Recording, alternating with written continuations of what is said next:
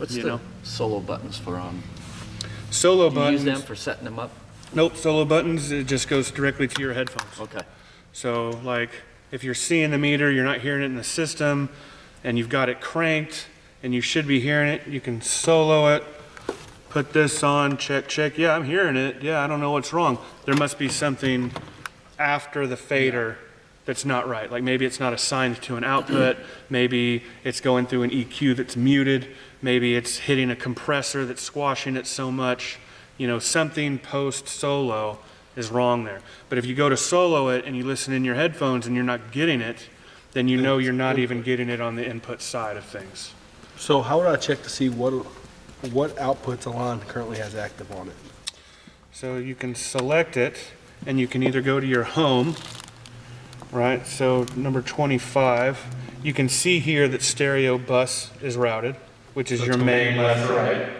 And then you'll know by these knobs, or you can come over here and look. Right. So if I turn this up in the monitors, you'll see your little graph come up there.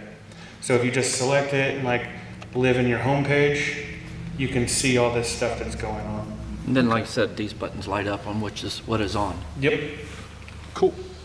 Your monobus isn't connected to anything.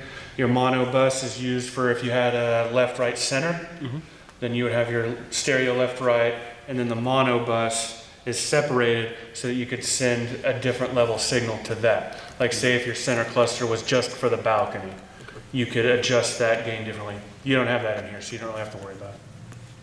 So this should actually never be on. I mean, if it is, it's just doing nothing. You know, it might create a hiss in your system somewhere. That's why you always want to shut things off that aren't being used. Because like if you have a compressor on but you're not using it, that processing might either take up processing power and speed from the console and delay the signal, even if it's a millisecond or two.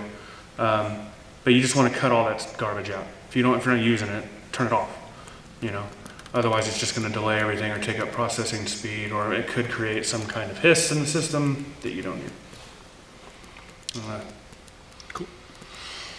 Let me see what else I had on my list here.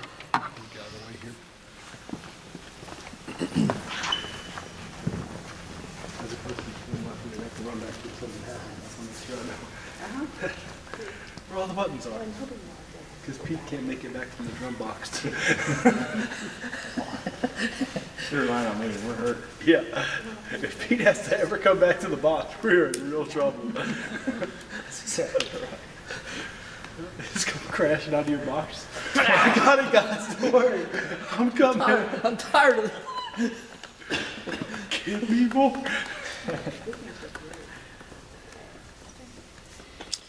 I'm debating whether I want to talk about matrixing or not, because it's something I use a lot. And what it does is it's a, like I said earlier, a mix of the outputs. So it's helpful to me to separate the band from the vocals. So say for instance you have a left speaker and a right speaker, right? So coming in right now, we've got left and right, the main bus out, going straight to the speaker, right? So all of our input channels are sent to the main left-right bus, and then they come here accordingly. With a matrix, I set up a matrix that's a step before the speaker. And then you say, a lot of them have 8 inputs, but I'll call it 4 for this example. So say these are bus 1 and 2, bus 1 and 2, and then left, right. So now you've got your left-right signal coming from your main bus from a channel. And you can dial up left here, dial up right here. So your left signal now goes to this speaker, and your right signal now goes to that speaker. But anytime you bring down the stereo bus, it kills it. Now say just for instance on bus 1, it's the monitor right now I know, but let's just call it the vocal bus. So you unassign all your vocal mics from left and right, and then you put your vocal mics on 1, Now everything that's on bus 1 comes to this matrix, right? And now you have separation of the band and the vocals. Does that make any sense? Yeah. So if I was to go to my stereo fader here and bring that down, it would leave all the vocals up, but just bring the instruments down, right? And that's typically how I do it, because if it's getting too loud and you can't hear the lyrics, rather than go and alter all your input faders, you can simply bring down the band a little bit, and that'll pop the vocals out in front of it. Or if you want to hide someone, you can kind of lower them down, hear everybody else up. Right, or like I said earlier, subtraction. Like if you can't hear the lyrics, don't try pushing the vocals, bring the band back. Right. You know what I mean? Because once you start building volume and volume, then it gets muddy, then it doesn't sound good. And that's what's happened. It's easier to control lower signals. And then, I mean, you can bring the band down as a whole on the left-right bus, and then go back to your input faders and say, okay, I brought the whole band back, but now the guitarist is doing a wicked solo. I'll bring him up for that, and then bring him back down. Or when JV starts wailing, you know. But then, like, I would always leave the vocal bus alone. Just leave it at 0, because you only have 5 vocal mics. And we rarely use, we usually have 3. Right, so you're always going to pretty much manipulate the vocal mics on the input faders. So just have them going down this bus, and then leave that bus alone, manipulate their input faders, and then manipulate the band as one unit on that one fader. So are you going to set that up? I will. It's just a bit confusing on this board, and I need some time to do it. But when you come into mix, and you bring down left and right, and the vocals don't go away, that'll be why. But we'll go into that tomorrow. How this is useful and how I started doing this was in musical theater. You would have a matrix that's like, say, 16 channels. So you would have like male vocals, female vocals, strings, woodwinds, percussion, and then you can manipulate these all just a little bit different. Like you can dial them in just a little bit differently, so that, say, your vocals are always a little hotter than the percussion section, you know, relatively speaking, on a ratio kind of basis, you know. I mean, you can separate it out as much as you want. In a band this small, I would just keep it band and vocals. That keeps it simple, keeps it easy. And then you can still manipulate individual things with their individual faders. Is that Right, but in a pinch, you know, things are getting loud, getting kind of muddy. Yeah. You can just bring the band back a little bit, you know. So I'll set that up. But that's all the matrix is. So you got all your outputs here that go into a matrix, and then they go out as one unit. So then I assign this matrix to one speaker.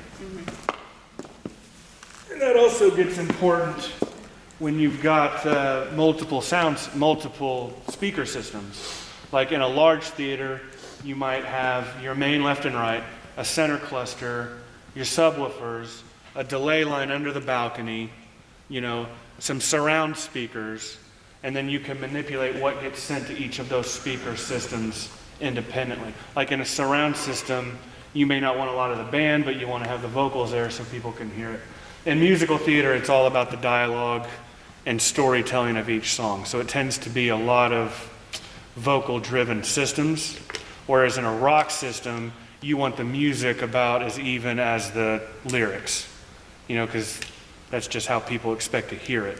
But in a musical, you want to get the story and get what they're saying, you know, because it's driving the plot, you know. So I'm going to set that up today, but it'll the vocal output will probably be 4.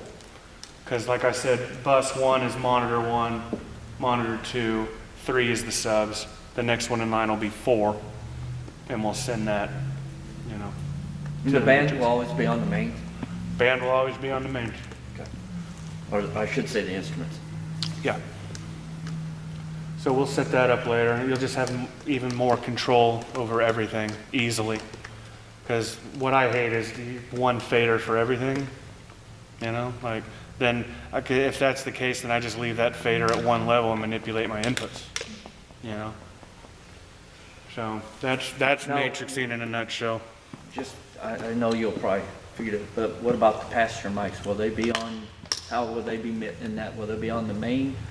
No, I'll slider? probably put that on the vocal bus as well. Okay, Because then, like, say the band is done playing, it's time for the message, you can just mute mute the band Right. without having to mute all the input channels. And then you won't hear any instruments go off on you during the message. Pastor K likes to do, you know, the handheld every once in a while. So Yeah. That way you're not trying to figure that out. Like, oh God. Right. Yeah, keep the vocals on the Okay. vocals and the instruments on the instruments. okay. And then similarly, I usually do stuff like if you have Pro Presenter or do you have any like videos to play or Every anything, once in a while. Yeah. those would go on the stereo bus as well. Let me see what else I've got here. That's kind of it until we get into more advanced stuff. So I don't know if you have any questions or if we want to break up, or maybe since you're here, we can work on the drums right now. That's fine. And me and Bruce can, and you can test your Avion. And let's do Mindy's vocal too, since she's here, because she's not singing tomorrow. Okay. Does that work? Yeah. That way she doesn't have to come in early. Yeah, so let's get started on the drums and you guys can watch me EQ his drum kit. They will.